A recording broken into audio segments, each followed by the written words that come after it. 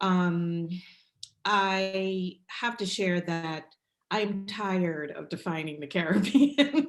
And I am tired of having to explain what the Caribbean is, because I often feel, I know as a person who works in the academy, that it's a question for an external gaze. When I'm in the Caribbean, there is no explanation. I know, and I think we have to be careful of making ourselves legible in a particular way to particular audiences without losing focus on ourselves. So, and being able to sort of shape and generate the conversation. And part of my response to all of this is to look at the work, and to do the work. That's where I am now. We need to just do the work. We know that we have a fragmented, our culture is constituted by fragmentation. So now it is our time to pull the pieces together with a view to making that plan that that Prime Minister Motley has suggested that we never did have. And that brings us back to the themes. And I think it is the importance of the humanities is now raising its head, although it's not something that is being paid enough attention within our nations. And it's being able to examine the importance of the thematic in this dialectic of spirit and matter, and look at some of the themes that make us who we are.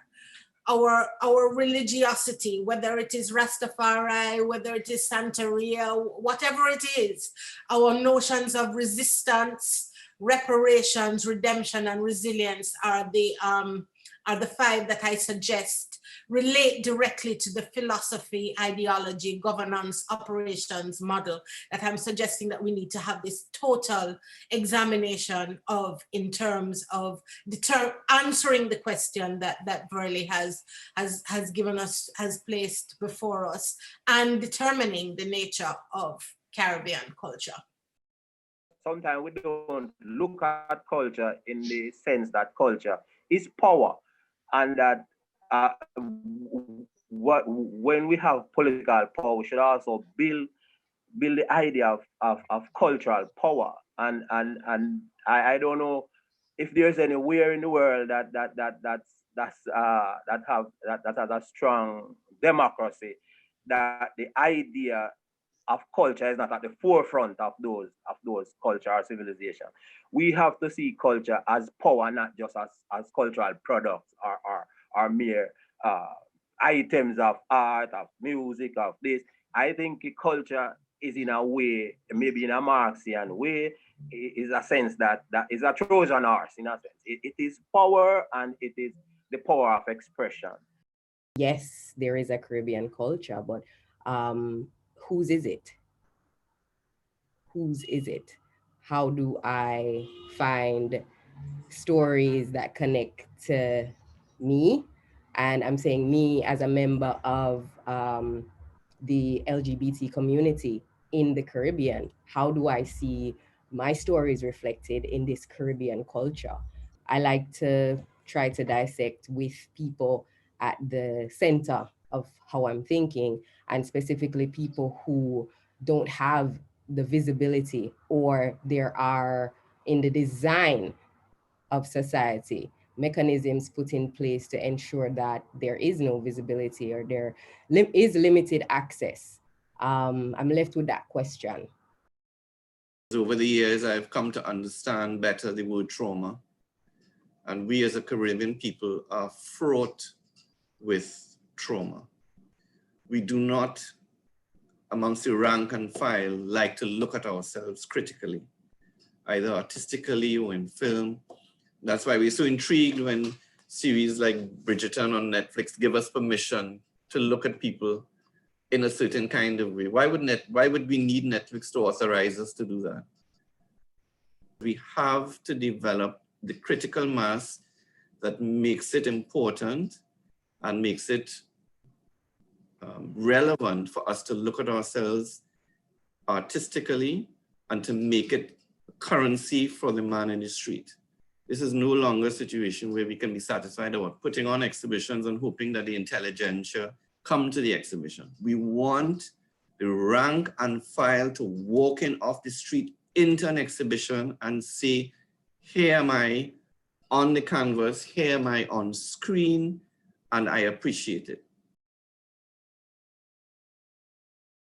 For me, not to be so caught up in whether there is or isn't a Caribbean, but to make a case for the fact that the Caribbean has been here, it manifests, and to almost, as the last speaker would have said, try to decolonize the way we think about the Caribbean in order to weaponize the term Caribbean to project ourselves into the future, let's say. So if we are able then to question these issues on what is colonization, or what is our history, or how our language is portrayed or valued, or how we look at how we think about our size, or how we think about our position within the Caribbean Sea, as opposed to across the world, and how we often find ourselves reflecting or being resonated in things that may not have been thought about in a quote unquote wholesome way. So for instance, in my country, where we are looking at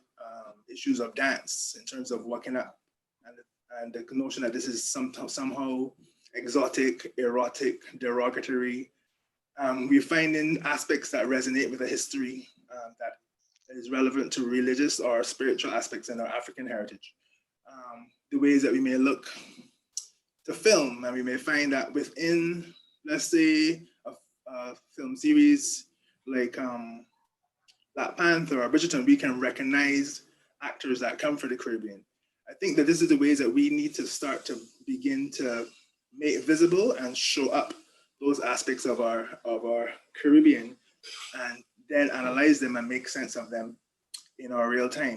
Essentially, dare I say, use the word weaponize the tool of recognizing the Caribbean to promote towards a collective future the way that we see ourselves, and not just to break down the structures that kept us separate and apart, or kept us marginalized because of the way the Western society sought to promote itself in relation to how we would have lived in the Caribbean space, but to also create a space that heals ourselves from those traumas, as was spoken to earlier, and work towards not only a development plan that creates an economic viability, but also creates a holistic recognition and celebration of ourselves.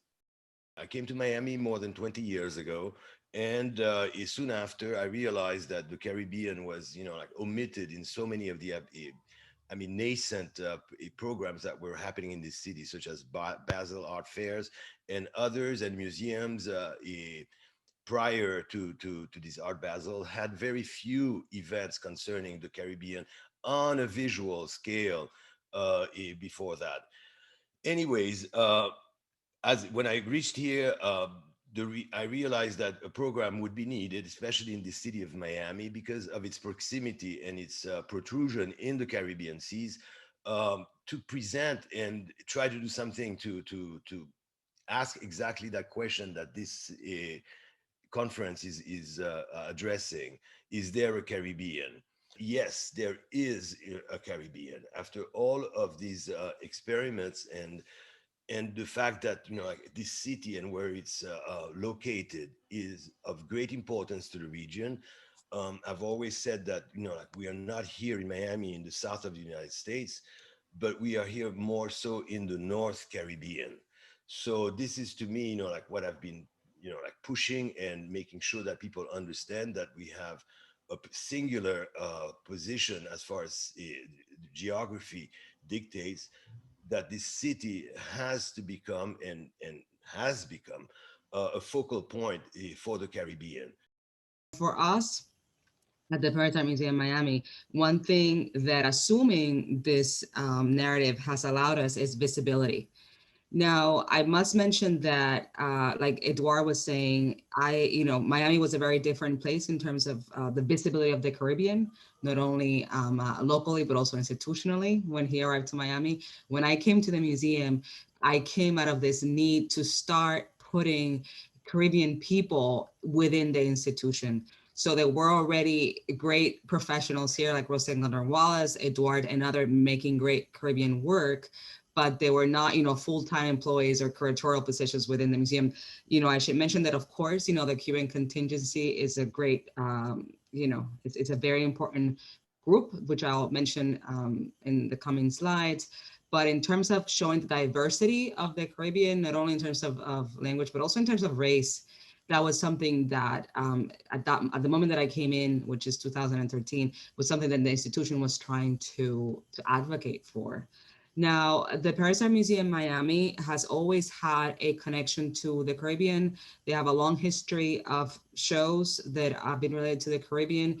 And I think that what I want to kind of come across in my presentation is this idea of practice, how we tackle this question of, yes, there's a Caribbean culturally, to different initiatives that promote contemporary Caribbean art, because that's our main focus at the museum, the visual arts.